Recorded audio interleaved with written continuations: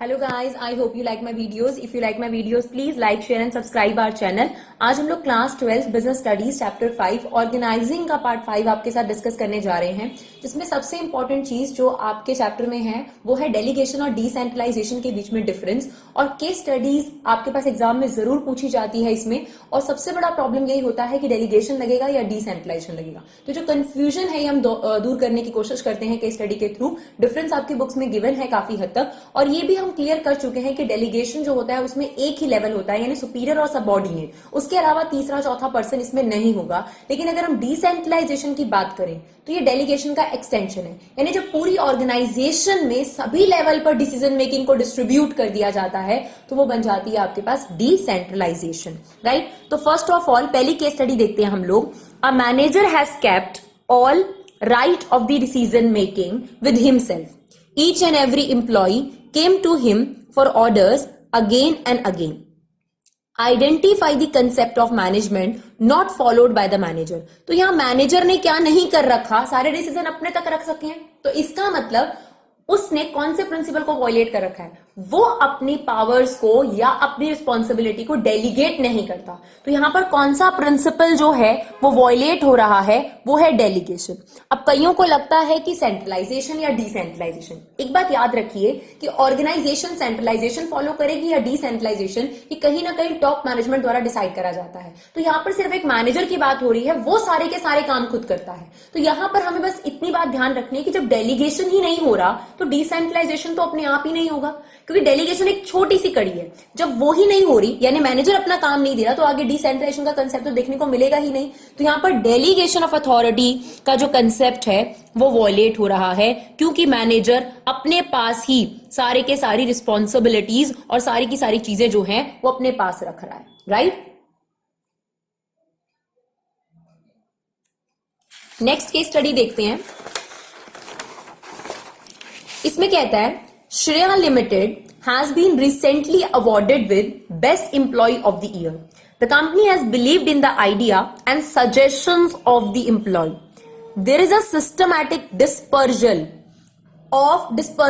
of the decision making at all level. इसका मतलब क्या होता है, पूरी ऑर्गेनाइजेशन में सिस्टमैटिक तरीके से डिसीजन मेकिंग को स्प्रेड किया हुआ है.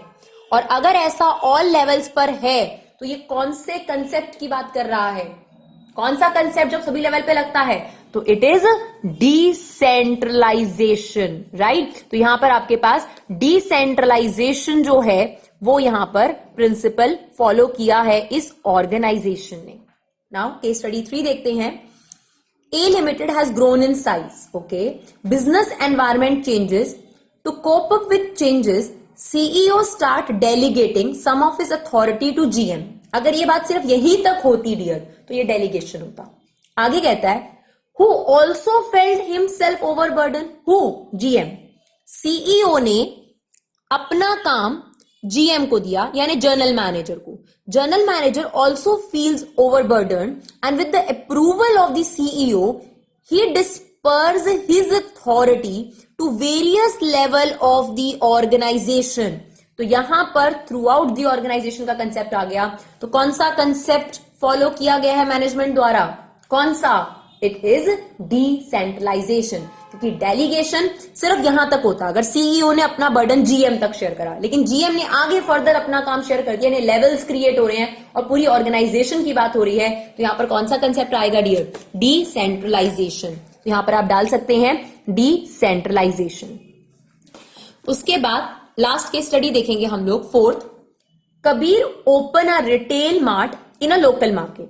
As he know, it will be impossible for him to handle all work alone. He appoint Ram to perform tasks on his behalf to reducing his workload. Kabir ने अपना काम राम के साथ शेयर कर लिया. यहां पर सुपीरियर सबऑर्डिनेट रिलेशनशिप दिख रही है. यहां पर कौन से वाला प्रिंसिपल अगर फॉलो होता तो यहां पर आपको दिख रहा है सिर्फ और सिर्फ delegation. It is not decentralization because it is not throughout the organisation.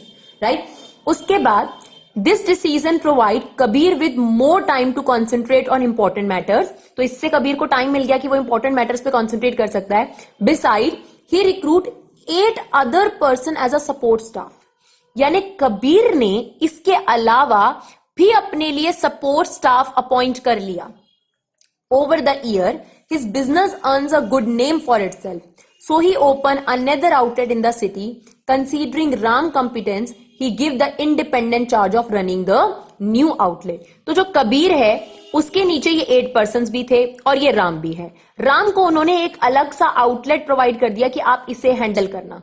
तो आप देख सकते हैं कि यहां पर ये कंसेप्ट जो था वो बदल गया, thereby empowering him to handle the outlet। तो यहां पर आपको आइडेंटिफाई करने हैं 2 कंसेप्ट। तो अगर हम स्टार्टिंग के पैराग्राफ से देखें, कबीर ने अपना काम राम के साथ शेयर करा तो यहां डेलीगेशन दिख रहा था, लेकिन कबीर ने जब अपना काम और लोगों में शेयर करा और राम को ऑटोनॉमी दे दी आउटलेट खोलने की, मे बी राम अपने काम को ओवरबर्डन फील करने के कारण आगे और शेयर करे। तो ये आपको जो कंसेप्ट देखने को मिला, ये कंसेप्ट डेलीगेशन से किस तरफ मूव कर गया, डिसेंट्रलाइजेशन की तरफ।